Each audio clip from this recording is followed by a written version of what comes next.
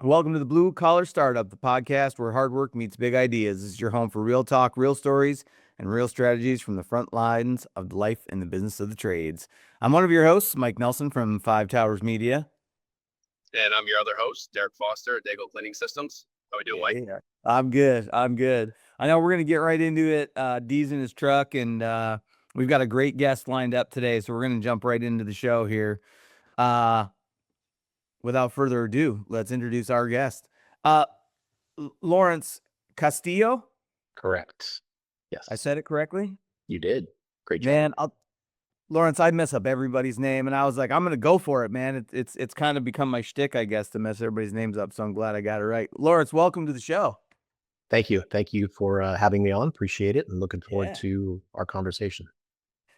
Before we get started, though, Lawrence, I got to ask you, what's the temp out in Los Angeles right now?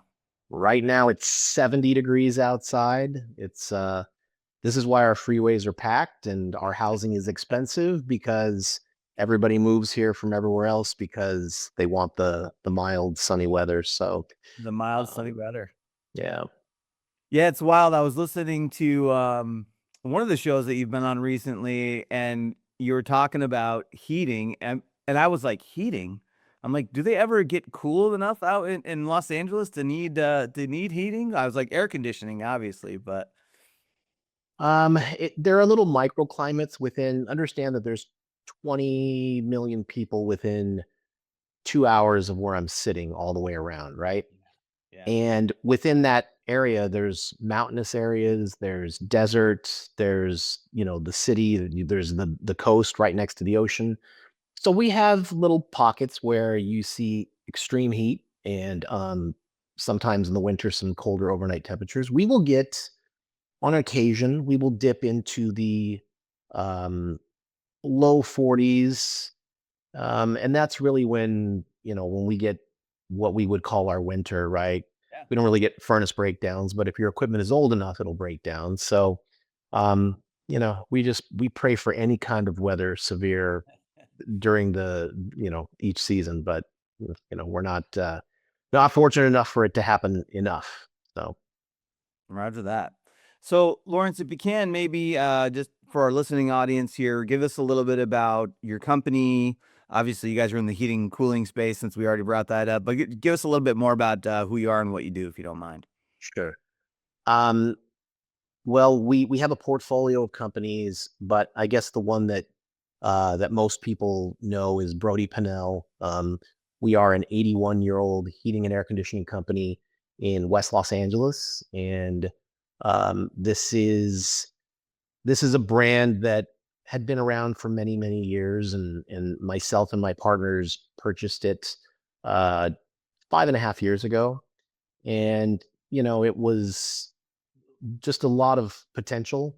And so, we bought it, and just through a really dedicated effort and bringing a lot of good people into the business and adding some structure and all the good stuff that comes along with that, we were able to really make a great success out of it. And on the back of that, we decided, let's just replicate that success. Let's add a few other businesses to the portfolio, which we've done, a portfolio of 4 businesses, and, still looking for others, but, for right now, that's what we have. And, our coverage territory is Southern California. We have a location in San Diego, and then here in Los Angeles, we have Orange County, LA proper, and then, the San Fernando Valley. So, the businesses are all branded individually.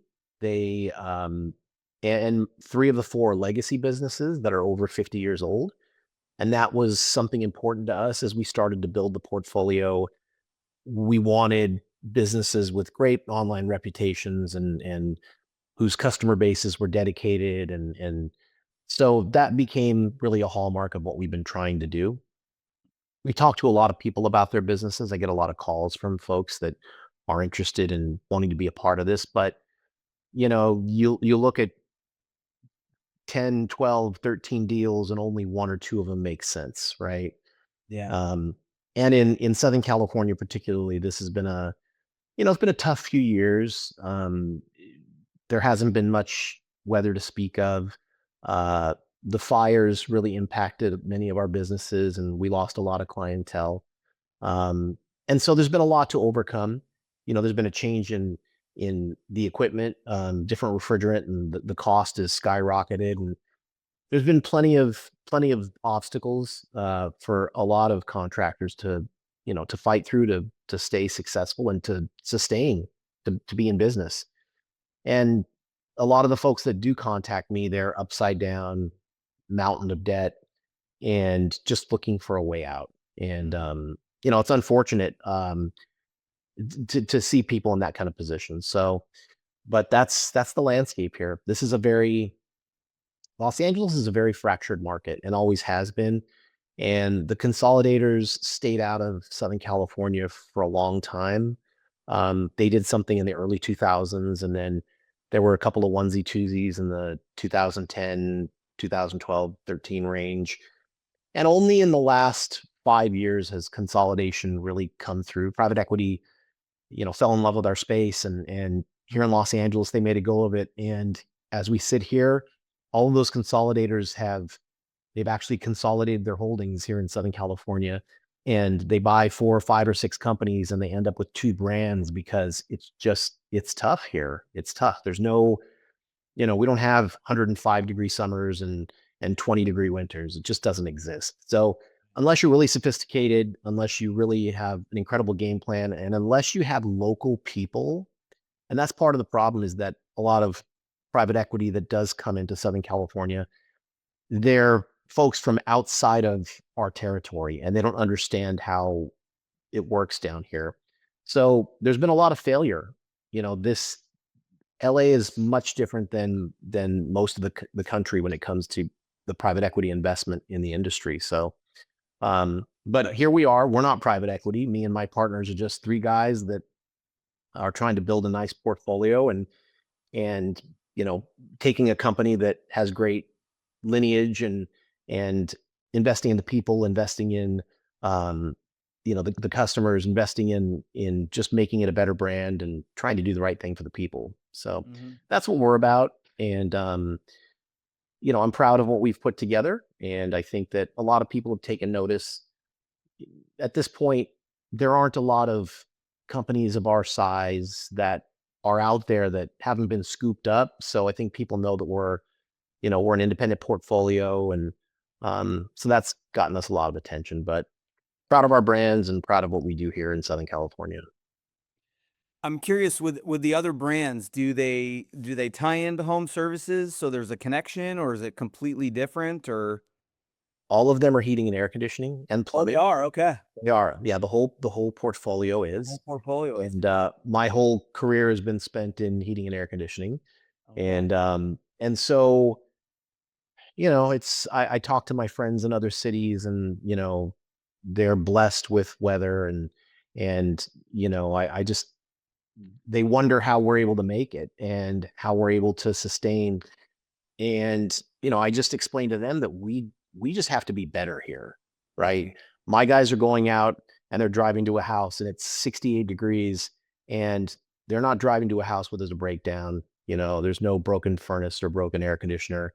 And for us to convert a maintenance call into the successful sale of a replacement system, which is how we pay our bills, we just have to be really good. And we give people a great maintenance, and we're real involved with the customer, and it's a great customer service. We what we deliver to the customer is probably much different than what you see in other places, where they're running 4 and 5 and 6 calls, and it's just order taking. It's not like that here. We have to go into a house and camp out and spend an hour and a half or 2 hours, and really just be like a little attorney and make your case for why they have to invest in their home and to have better air quality, or have a safer system, or have better in-home comfort. So we just have to be a little better here, but we work hard on that every day with our people. So Yeah, and I'd love to dig into that. It seemed to be something that I heard in a few of the different videos I watched, podcasts that you're on as I was preparing for the show, that you talk a lot about your people, your team, investing in their knowledge, and in turn also investing in the customer service aspect of what you guys do. It sounded like that was paramount for you, was the customer service side. Yeah, it's Howard Schultz, the founder of Starbucks, he always said that that business was a customer service company that just happened to serve coffee, right? And I really believe that we're the same. We it's all about the experience, and really, why should they choose us? We've worked hard on our brand story, and we've worked hard on our online reputation so that people will click the button and choose us. But when we get there, we have to live up to what we've put on the internet. We have 5,000 5-star Google reviews, right? Yeah. Which really helps, the phone to ring and helps people to select us, because everybody wants a 5-star experience, right? You're not going to order a pizza from a 3-star pizza place tonight, but we have to live up to that, right? And anything less than 5 stars brings our average down. So everyone here knows what the task is we just have to be incredible when we hit the door. And, I think that the only way to make sure that that happens is to recruit great people and to just do incredible training. And we've worked hard on that to make sure that we're doing both of those things. So we have a great recruiting strategy. We have a great recruiting department, and we have great trainers who work with our people daily and hold them accountable to make sure that we're delivering that incredible service. How do you, what does that look like as far as, I have so many questions here, Lawrence. So Sure. the number one, well, like one thing as you're talking, I'm hearing, I'm like, getting Google business reviews can be challenging. Right. And I mean, we hear it from a lot of our clients where they're like, what can we do to get Google business reviews? Like we go, everybody's happy, but then getting them to make that extra effort to actually go and put in the review because it is so important. That's one question. But then the other question is from well, let's start there because we'll go to the other. So instead of me throwing 4 questions at you at once. So you walk into a business that's 75 years old 5 years ago, and a 75-year-old business with 250 Google reviews. It's mind-boggling. And I walked in and I said, what have they been doing? Like, is anybody working on the reputation of the business? Is anybody proud enough of their work to ask for a review? And so it was the blocking and tackling and having to teach people that in order to build a skyscraper, you have to dig down and into the ground and build a foundation, right? And the foundation is customer service. And so when it came to the reviews, I had to stand in front of these original 9 technicians here of this little business and say, we're going to change things starting today, right? We are the new ownership group and we're going to be looking at this much differently. And if you guys want to be busier, if you want the phone to ring more, if you want to have work all year round, it's a lot easier when people type in broken air conditioner in Los Angeles and we come up, and we can come up if we have more reviews than anybody in town. And so, we put together a campaign for the guys and said, hey, go out and get these reviews. We'll buy you some free lunches if we can go ahead and if we can start to pile up some numbers. And we gave them some KPIs to hit. And, we let them share in the success. And, now it's 5 years later and we're sitting with 5,000 reviews. And I can tell you that has made the phone ring here. It's reduced my marketing spend, right? Like I spend less money in marketing because just the organic, broken heating Los Angeles, and we pop up, and it's helped, this business financially because people are just coming up with us organically. I don't have to buy the leads. I'm not having to buy, spend money on marketing to make the phone ring here because my reviews are already making the phone ring. So for anybody who's listening to this, doesn't matter what aspect of business that you're in, if you're a barber shop or if you do windows and siding or if you're roofing or if you're whatever it is, I can tell you that one of the best and easiest ways to to reduce your marketing spend and to help that phone ring is to pile up Google reviews. And now we're at 5,000, and I've said to myself, hey, let's start to direct them in other places. But the way that it works is that it has to be active. Like, I can't get 5,000 reviews and then spend 2 months of getting no reviews, because the way that Google values those reviews is on the current activity, right? So you can't stop. You can't stop. It has to be an ongoing effort.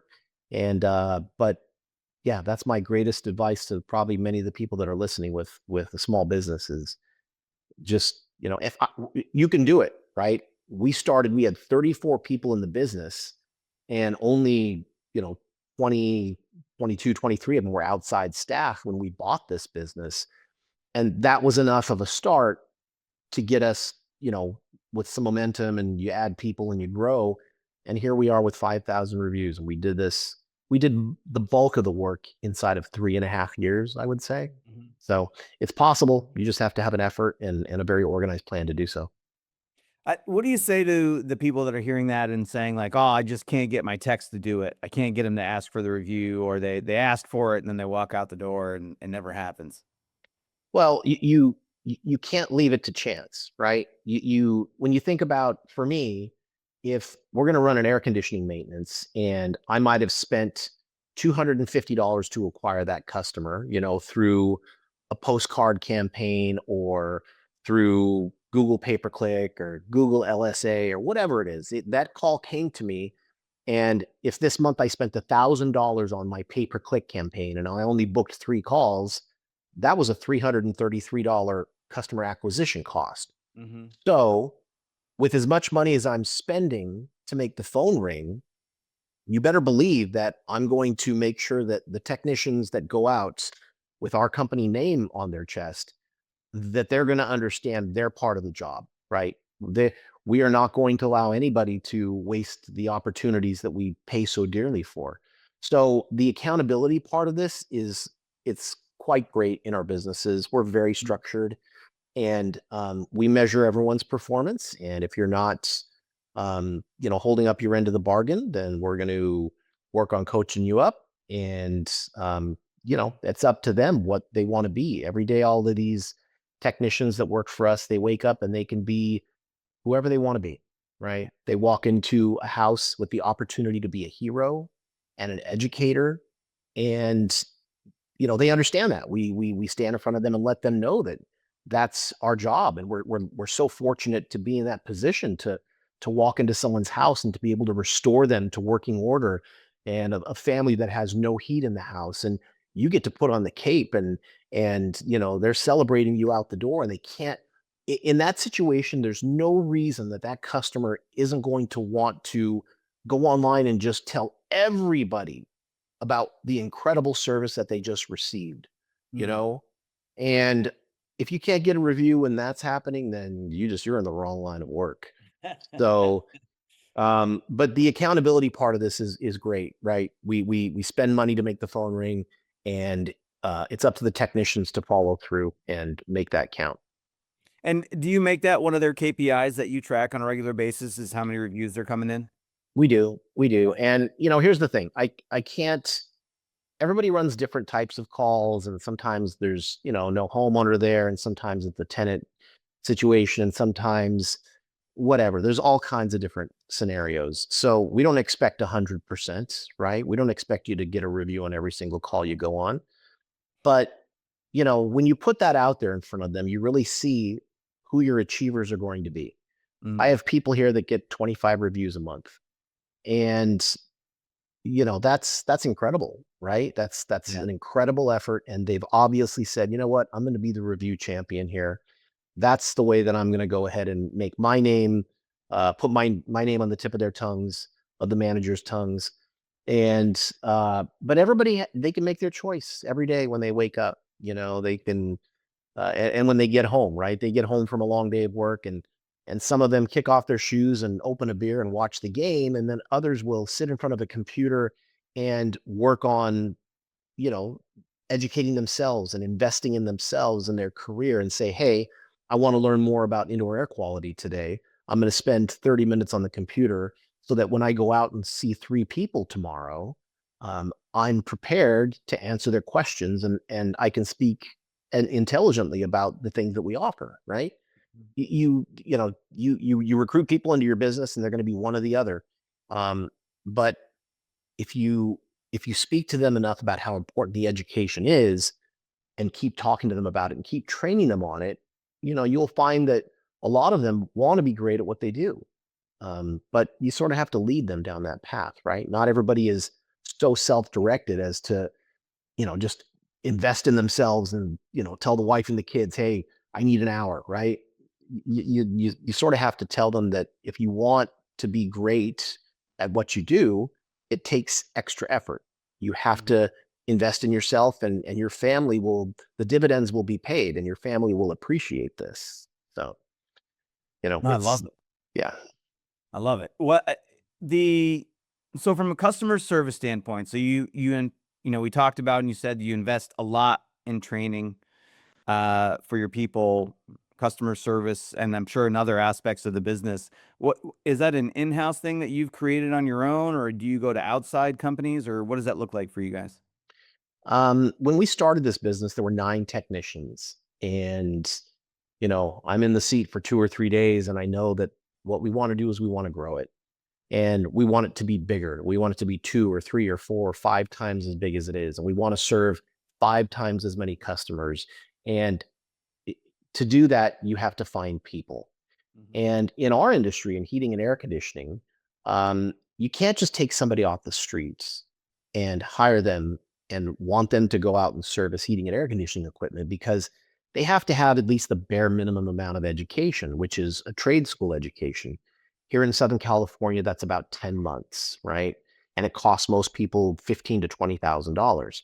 So people go to these trade schools, they get their certificate, and that's the minimum. That's the bare minimum of what we can really accept.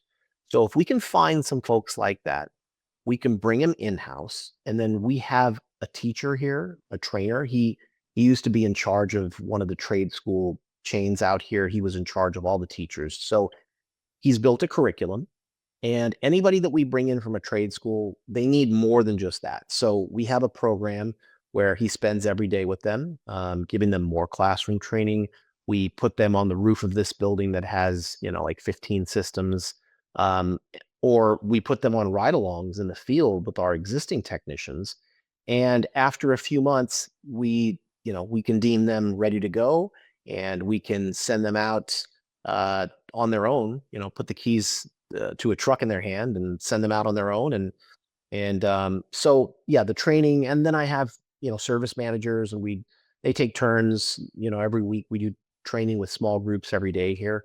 As far as we're a training organization as well, right? We're a customer service organization, but we really train people, and a lot of great success stories. A lot of people that have left another line of work because this was their dream. They wanted to work with their hands. They like home services, and we've seen a lot of really incredible success stories. So I'm proud of what we do here to train the next generation, because old guys like me, I'm a fossil. They're gonna put me out to pasture in a few years, and there has to be a succession plan, right? There have to be more trainers and more technicians and more managers. And so you're always trying to identify, the next great person in your organization. And that's the way that we do it. And along those lines, do you have like a process for how you identify them? Like, I know that's always a hard thing where, like for me, small company, just a few people, it's easy for me to see who the top performers are, right? But in larger organizations where you're dozens or hundreds of people, how do you identify them? Like, how do you look for them? It's a great question. When we started this and I had the 9 technicians and decided I was going to start to take trade school students as the way that we started to build it, I discovered very quickly that the trade school graduates were, um, I need communicators. We're going into a stranger's house and we're performing service, and nobody wants a stranger in their house, right? It's an imposition, and it's weird, and you just want them to go in and out and be done with it. And for us, we need time in the house. We need time to build value and to make a relationship, and for them to be like, wow, this guy's incredible. I want him here twice a year to take care of my system. And it takes time in the house to create that. So in order to make that magic, you have to have the right kind of people. And we discovered really quickly with the trade schools that we weren't getting those kinds of people. We were getting mechanics. We were getting people who, they like taking motors apart and putting them back together. And that's why they went to trade school. And then they're graduating and they're sending them to us. And we're like, he can't talk to people, right? Like, he can take a motor apart and put it back together, but like, you're not going to have success unless you can communicate with people. So we were having a hard time getting those types of folks from the trade school. So we said, let's just take the trade school out of it. Let's go ahead and open our own trade school. And that's why I recruited that guy here. And then we started to hold open interviews in our training room upstairs. And we would put an ad out, the Brody-Pennell Technician Training Academy. We have a 3-month course starting in March, and apply here, upload your video, blah, blah, blah. Michael, let me tell you, every time we do this, we get 5,000 resumes. Oh, wow. 5,000. And my training classes, we do these interview sessions and we whittle it down to like 15 people. So what it demonstrated to us was that, number one, there's just a huge demand. There's a huge demand for what we were offering. But for us, we're going to bring you in here. And once we do these interview sessions and whittle it down, we're looking for presentable, great communication skills, good tenures of employment wherever they've worked, all of that kind of stuff, right? Mhm. And so we whittle it down, and then all of a sudden you have a training class and you start your training class.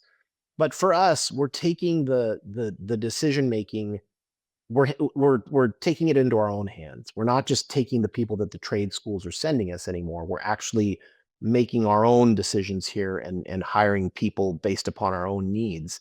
And my needs here are for folks that are going to give great customer service. So that's what's worked for us. But you'd be surprised how many good people are out there that have just either been washed out of a good job or a good opportunity and are looking for another path. Every time I stand in front of these groups of 60 or 70 people and do these interview sessions, because we do them sequentially, one after another, every time I stand in front of these folks, I'm amazed at how many people want something more and something better. Mhm. And they're, I always congratulate them. I tell them, I just did this the other day, 2 or 3 days ago in San Diego, we did one. And I say, listen, congratulations on taking the time to be here. It's 5:30 p.m. and you worked your day at your job and you came here because you're looking for another path for you so you can take care of your family. Congratulations, to those of you who have been here, because the other empty seats, those are folks that didn't make the time. They got the invitation. They didn't make the time to be here. And their lives, they probably won't change. They're just going to keep on kicking the can down the road. But for the ones that actually take the time to be there, you feel good about that. You feel good that there's a lot of folks that want to make a good change for themselves and their family. So is it fair to say that instead of taking trained technicians and trying to teach them to be communicators, you're actually finding communicators and teaching them to be trained technicians? That's precisely it. That's amazing. You couldn't have said it any better.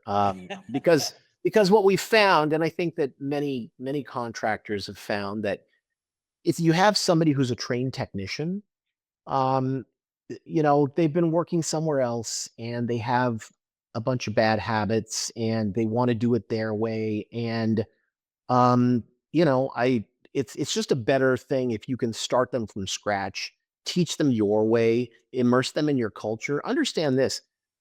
There's a bunch of them in training right now upstairs. And they're sitting up there every day, but they're wearing the company shirt. They're a part of our organization. And at the end of the few months that they spend upstairs with Phil, and we put a key in their hand to a truck, they're already a part of the organization. Like, Mm. their first day in the field is not their first day with the company. The support staff, everybody knows them. They've been on calls. They've seen it. They're set up for success, and it's really a warm start for them instead of walking to a new company and getting in the truck and not being set up for success. So I think that what we've put together is a really magical thing. It's how we've grown the business so quickly. And um, and I'm doing it for each location, right? We do this very intentionally. If we need technicians or installation technicians in Orange County, then we do this in Orange County. If we need them in San Diego, we do that there. So um, it's been great for us. And I know that smaller organizations, you may have people listening to this that have 4 employees or 11 employees, and they're probably saying, well, I can't do that, right? I will tell you this. We bought this business and there were 34 employees. And I knew that to grow it, which we wanted to do, I had to have a massive recruiting effort. I had to interview people constantly. And the very first person I hired was a recruiting coordinator because I wasn't going to have enough time taking over a business, running it, training people, teaching them new systems and processes. Recruiting was going to be on my back burner. I never would be able to devote the time necessary in order to source candidates, schedule interviews, go through resumes. You can't do that. You have to have somebody. And if you're a small business, have your wife do it, or have your husband do it, or have your sister do it, or partner with some recruiting firm that can send you 10 resumes or 10 candidates every 4 or 5 days. You have to do something. You have to take a step in order to grow your business, and you can't grow without people. And so somebody has to be devoted to that effort. And that was the first thing I did. I hired a recruiting coordinator, and her job, and she's still here, and her job is to source candidates and to fill us up with the interviews and to find the right people and to sift through these resumes. And that's the first step to growing the business is you have to interview lots of people just to find the right one. So Yeah. that's some advice for anybody with a small business is don't don't sit there and look out the window and wonder why you have all the wrong people and why you're not selling enough and why you can't meet your payroll. Like, you have the ability every day to change your own fortune. And a lot of the time it has to do with the recruiting of the right people or bringing the right people in the business, because you may have 7 employees and 2 of them may be people that they shouldn't be there, but you can't change that unless you can put someone in their place. So the recruiting piece is critical if anybody wants to grow and scale their business. Doesn't matter what size you are. That's amazing. Yeah, it's interesting. I have a friend of mine that owns a HVAC company locally, and I know I'm going to send this interview to him once it goes live. But I was thinking about him as you're talking about this at one point, maybe a year or two ago, and he has done an amazing job, second generation, taking the business over from dad, growing it. Has been really cool to watch to see what he has done over the last 10 years. But he had said to me maybe a year or two ago, he's like, he's like, one of my biggest blockages for growth is that I just can't find people. He's like, I can only take as much business as I can find technicians to do the business. And so like what you're talking about just sounds like such a great avenue for someone like him. And I think his company is a good size now. I think he's probably of the size where he could do something similar.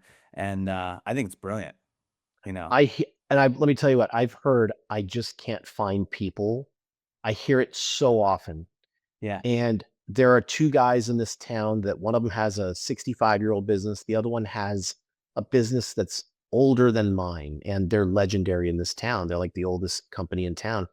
And they both, they when I talk to them, they're amazed. They're like, "How have you done this?"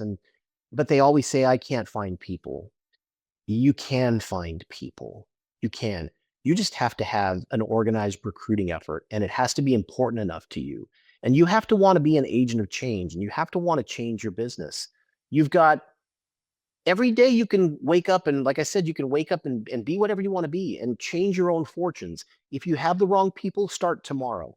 Start tomorrow, get somebody on the phone and let them, find a couple of avenues, subscribe to a couple of different services so that they can start to go through resumes and talk to candidates and put some interviews in front of you. And you can change your own fortunes. You can change all the people out in your business. You can cut the bottom 10% out and replace them. You can do whatever. You can add and start to grow. There's tons of people out there, and they'll never know about you unless you're finding them. They're not going to find you. They're not going to find you. The magic, $2 million a year salesman is not going to walk in your door. So quit looking at your door thinking he's going to, right? You have to find him. And to find him, it takes somebody working on that.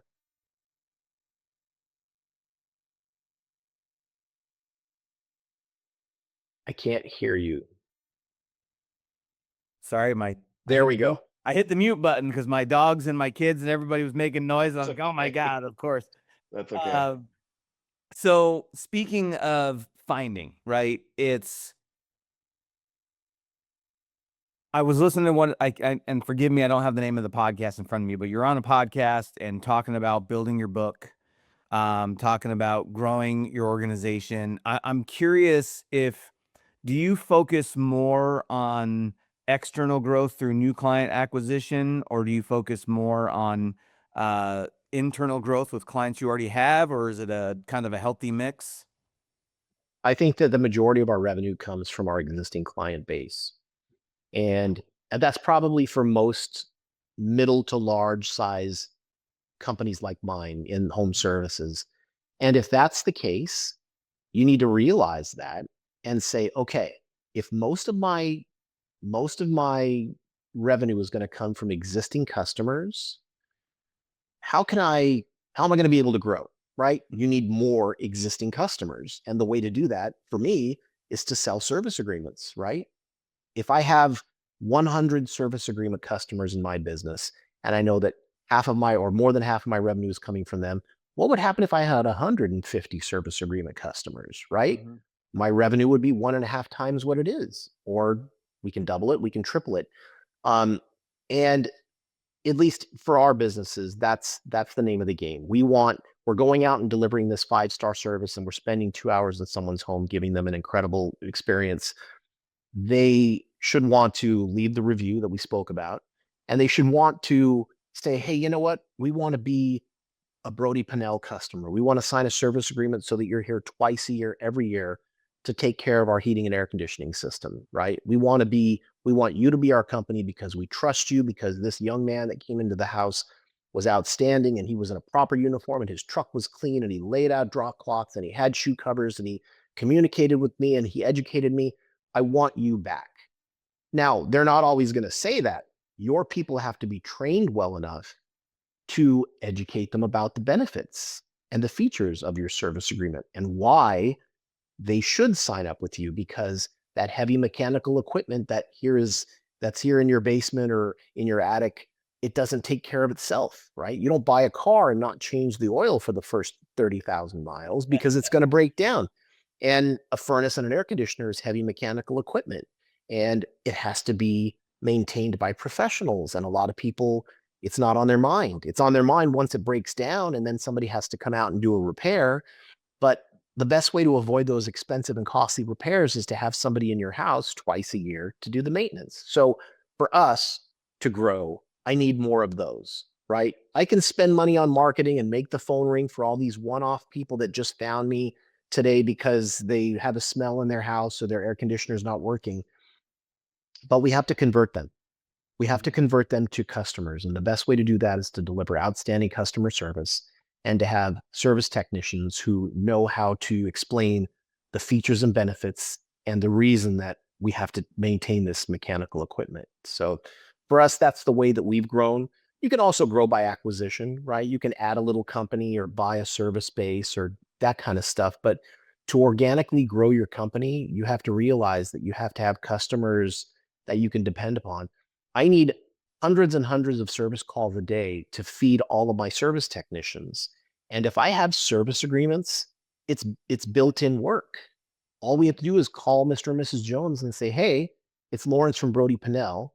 It's time for your furnace tune-up. Can we get you scheduled today or tomorrow, and we'll get you taken care of for the upcoming heating season? We'll change your filters. We'll calibrate your thermostat. We're going to do all that stuff for you. You've already paid for it. You're already a customer. We saw you last year. Let's get you scheduled.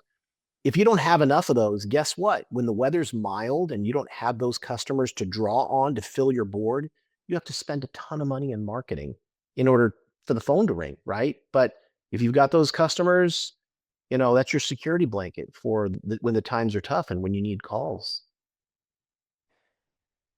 How does someone turn the corner from customer service being an afterthought? Like we all know 'em. There's organizations where they're not customer service oriented. That's more like, oh, well, so and so's pretty good at customer service, so and so not so much, but they're still going out in the field equally, and you want to turn towards this customer service centric type organization. Like, how do you start to turn that corner? Well, management has to realize what great customer service looks like. That's where it starts because the people who are in charge, the people who are responsible for training, the people who are responsible for holding your field staff accountable, they have to know what it looks like. Mhm. And if they don't know what it looks like, and if they don't value it, and they don't believe that that's going to change the future and of the organization, it's going to be real hard to hold the field staff accountable. So it starts with the managers. They have to they have to really understand that the business won't change unless they can hold folks accountable to that level of service. So it Mhm. starts there.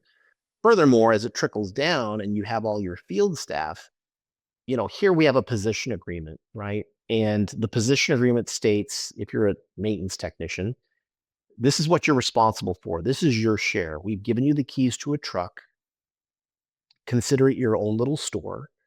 And we're hopeful that you will keep your store clean and organized, that your uniform will look great, that you are the kind of person who's going to show up on time because that's what we're telling our clients, the kind of technician who is educated enough to be able to talk to the customer in a way that they want us to do the work. There's a lot that we have to hold them accountable to. So these folks have to understand that. And once you start to put that kind of structure into your organization, the cream rises to the top. Mhm. You also have to set up programs for them to be incentivized, um, for the results of their outstanding service, right? Whether it's sales related, hey, if your truck comes up with this kind of revenue every month, there's something in it for you. Or if you are able to sell, 15 memberships a month, service agreements a month, then there's something in it for you or whatever. But the KPIs, they're a lot more, they'll chase the KPIs if there's a carrot dangling in front of them, right? Mhm. So everybody has to set up an organized system on how to hold the people accountable. Because here's the reality. If I have a technician who's driving around every day and he goes into a house and he collects no money and he's getting no reviews, it's real easy for me to hold him accountable by if there's a position agreement that says this is what we expect.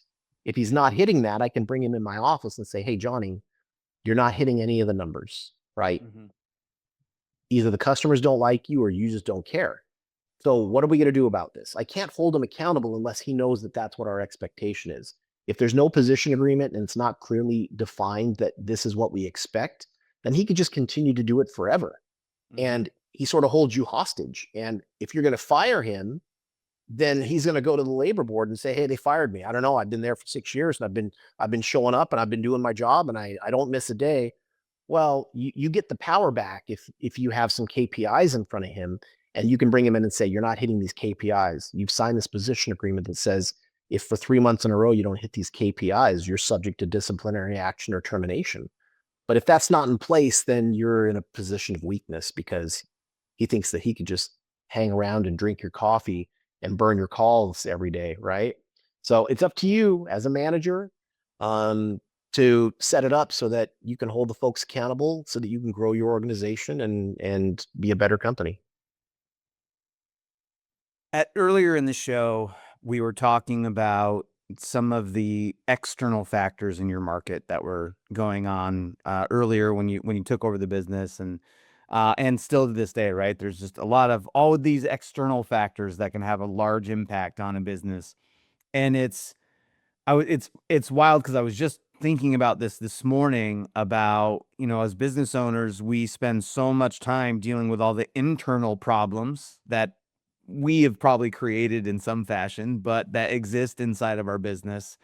And then there's also all these external threats all the time, right? And it's I don't know if a lot of people understand how hard business is just dealing with the internal stuff, let alone the external.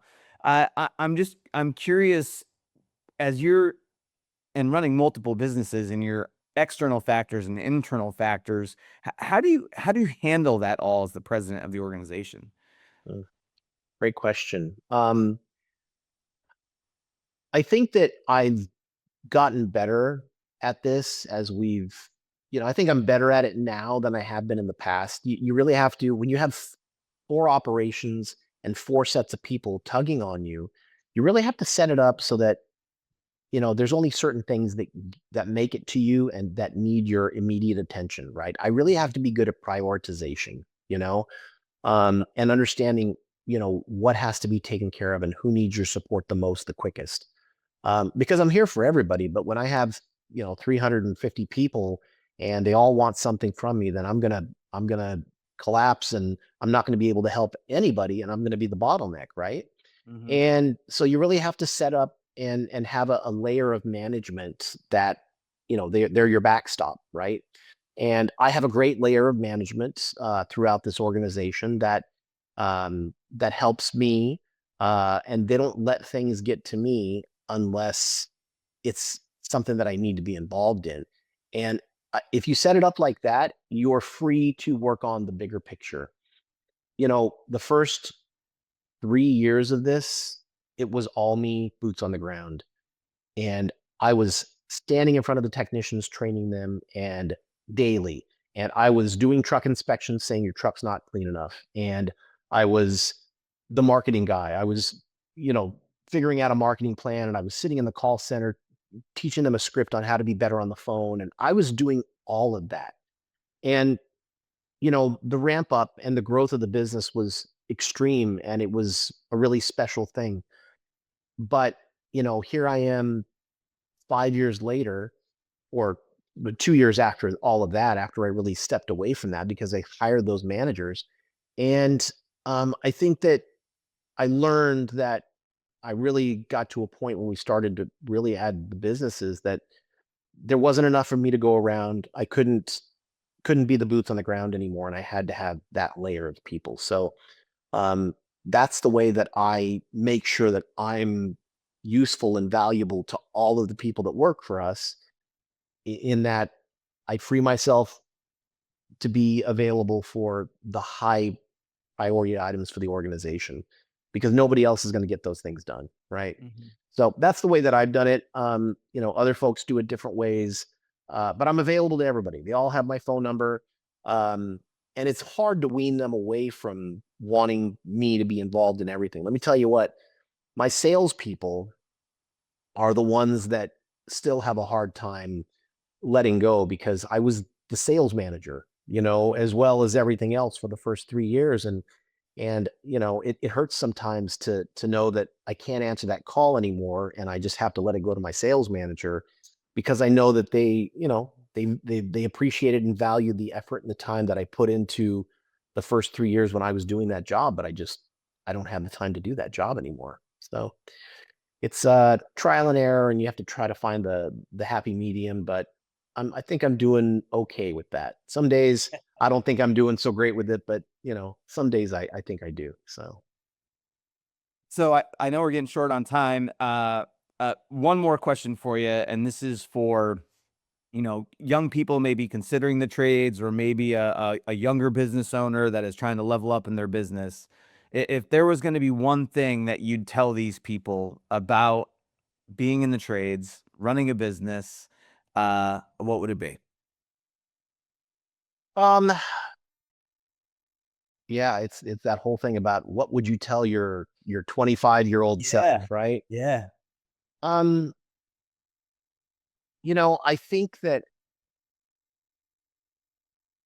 the emotion, when I started taking the emotion out of decision making, um, it helped me to be a better manager, right? Sometimes I see things in these businesses that just drive me crazy because I know the way it needs to be done. I know the things that I put in place for it to be successful, and and they're not maybe following my processes, and it makes me want to blow up and just, you know, drag them around the parking lot, right? But you can't do that. And you have to be able to understand that they are not you.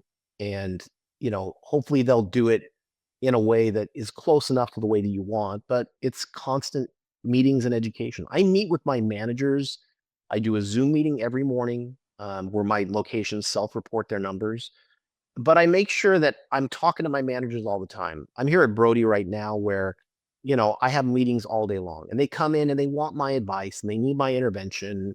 And I do that for them. But I just have to be less emotional because I have to understand that they're learning.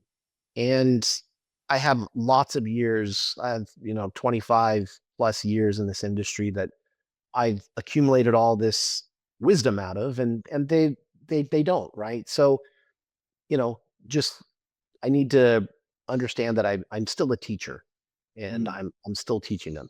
As far as other advice, I think that what we do in the trades is, the home service industry, regardless of what facet you're in, it's a great thing to be in, right? There are so many things that we can fulfill for customers and for the people out there.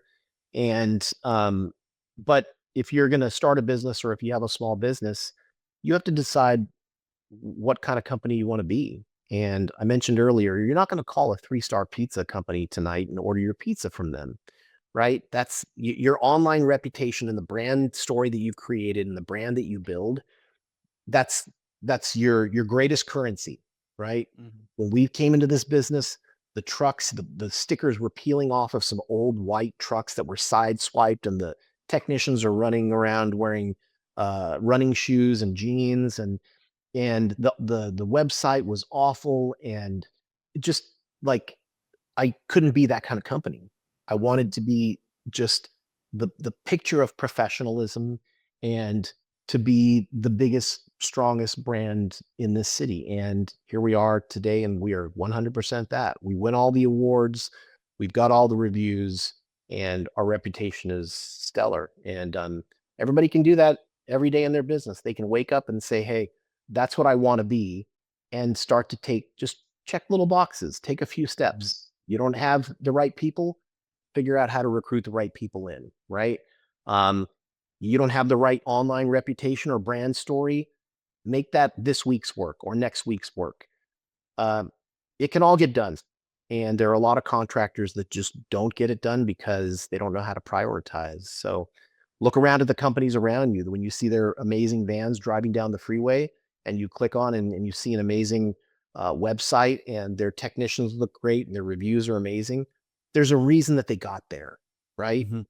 And you just have to do a little digging and figure out how to get there. But a lot of tools that people can use to be a better company. I hope that some of the things that I've talked about today are useful to your listeners. Um, but a lot of it just boils down to common sense. You just have to invest in yourself and invest in your people and have processes and procedures so that you can be an agent of change in your own business and take care of more customers and have more employees and have more revenue. Love it. Thank you so much for jumping on the show this day, Lawrence. This was great. I definitely took a few things away, so I'm sure that our listeners did as well. So thank you so much. If people want to learn more about you, about your company, how do they find you guys? My company is Brody-Pennell, Brodipennell in Los Angeles. And Google us, and there's all kinds of, as you said, I've done a lot of podcasts, and I've done all the podcasts. They asked me to do them because, and I love to help contractors. I Mhm. love to do this, right? I'll give it all away for free. I don't have a book deal. You don't have to spend $129 a month with me to get, the secrets. Like, I'll give it all up, You could find me on LinkedIn as well. But every time I do these podcasts, there'll be a dozen emails from small contractors just asking questions, and I'll answer all of them. I'm always happy to help. And because once upon a time I was a small contractor, and I had some great mentors and people that helped me. So um, I'm happy to help, and I hope that today's conversation will help some folks out there. Absolutely. Thanks so much, man. I really appreciate it. And thanks, of course, everybody listening. Check us out at bluecollarstartup.io. That's our website. You can find us on YouTube, on Rumble, on Spotify, on Apple. There's probably other places too, but let's focus on those for now. Like, subscribe, leave us a 5-star review. 5,000 5-star reviews sounds very nice. So we've got a metric we're now shooting for, Lawrence. So There you go. There There you go. thanks again for joining us. You're welcome. And that wraps up another episode of Blue Collar Startup. A big thank you to our sponsors, 5 Towers Media, Daigle Cleaning Systems, Daigle Fire Solutions, The Michaels Group, Martin Electric, MLB Construction, Bonaccio Construction, Peopleese, and Catamount Consulting for making this podcast possible. And thank you for tuning in. If you learned something or felt inspired, connect with us on our website at bluecollarstartup.io or email us at hardhat.bcsu@gmail.com. We'd love to hear your questions and topic ideas. Help us spread the word by sharing the show and following us on social media for updates. Until next time, keep on building, keep on dreaming, and keep hustling like your future depends on it.